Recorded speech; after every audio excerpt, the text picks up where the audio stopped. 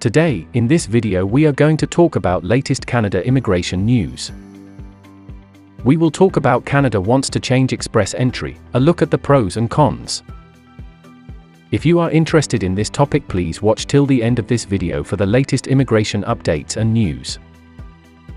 Please like this video, subscribe to the YouTube channel, and don't forget to hit that notification bell icon. Let's get into the video. The Canadian government is set to make a major change to express entry that would allow IRCC to invite anyone it wants. Here's a look at the pros and cons. The Canadian government is set to make the biggest reform to express entry since it introduced the application management system in January 2015. Bill C-19 is currently being evaluated by Canada's Parliament and, based on precedent, should become law sometime in June before Parliament recesses for the summer. It contains a provision that would allow Canada's immigration minister to create express entry groups and then issue invitations to apply to these groups. As explained by Immigration, Refugees, and Citizenship Canada, the minister would be able to form groups based on occupations in demand and to address other policy goals, such as welcoming more francophone immigrants. This proposal would give IRCC the ability to depart significantly from the current method it uses to issue ITA for permanent residents. Since the Express Entry Application Management System was launched, IRCC has issued ITA based on the Comprehensive Ranking System score and the Express Entry Program of Eligibility. Prior to the pandemic, IRCC generally prioritized ITA to candidates with the highest CRS score. The rationale is that the CRS is an objective way to forecast an express entry candidate's likelihood of being economically established in Canada. That is, candidates with higher CRS scores have a better chance of success in the Canadian labour market. IRCC has temporarily departed from this approach, but will be returning to it in early July when it resumes all program express entry draws.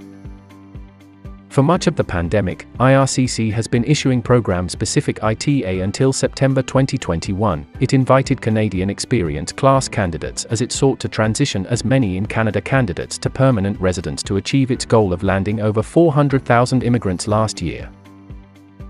It has also been inviting provincial nominee program candidates to help the provinces and territories address their labour force needs. While these two methods of issuing ITA are imperfect, they are still relatively objective and give candidates some form of certainty.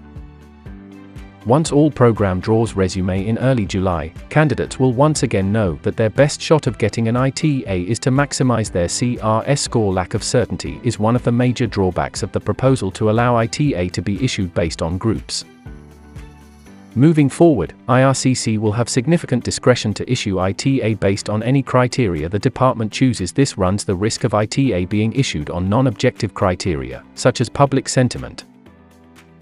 For instance, IRCC may feel pressure from the public or special interest groups to issue ITA to candidates in a given sector, even if objective economic data does not indicate the sector has labour shortages. Although this is an extreme example, it is meant to highlight a potential limitation of giving IRCC such wide autonomy when it comes to ITA.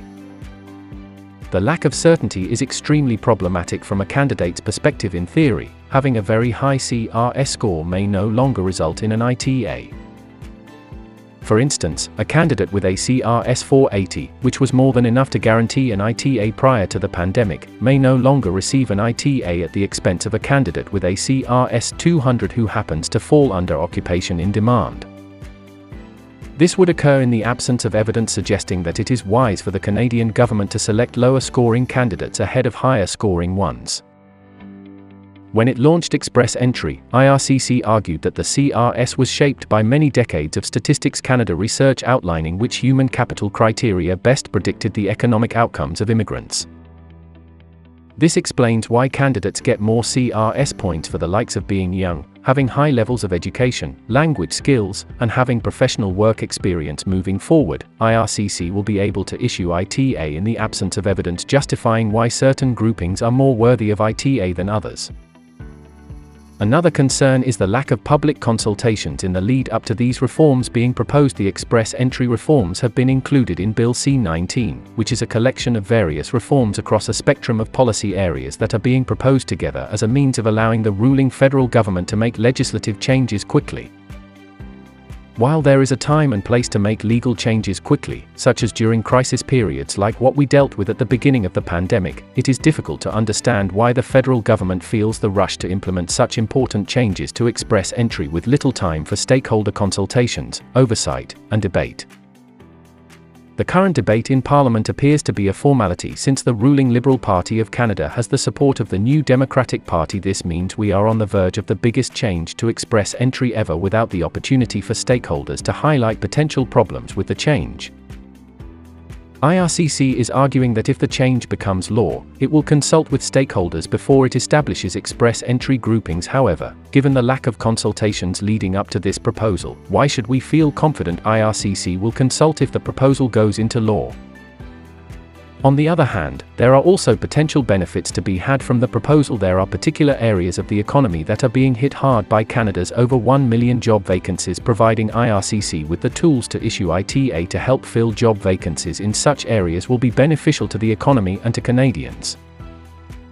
For instance, Canada is grappling with a shortage of healthcare workers due to its aging population and the pandemic, so prioritizing healthcare workers in the express entry pool will be helpful. In addition, it will be beneficial for IRCC to issue ITA based on important policy goals, such as strengthening francophone immigration across Canada. As a country with two official languages, English and French, it is crucial the federal government continues its efforts to welcome more francophone immigrants. Looking ahead, the proposal will likely soon go into law, but it is unknown when IRCC would begin to employ its newfound authority. We will need to wait to hear more from the department in this regard. In the meantime, we can only hope that IRCC will be as transparent as possible before it establishes express entry groups and consults widely before issuing ITA. There are many expert stakeholders who are available to provide IRCC with objective insights on how to best form express entry groups to address Canada's various labour market needs. Hopefully, the details and information is presented in this video are helpful. So what is your opinion about today's information? Definitely tell us by commenting. And on which topic we should make the next video, you must tell by commenting. We will try to reach you with the latest information related to Canadian immigration. If you have not subscribed, please like this video and subscribe to the channel. Don't forget to click on that notifications bell icon. See you sooner in the next new immigration video. Thank you.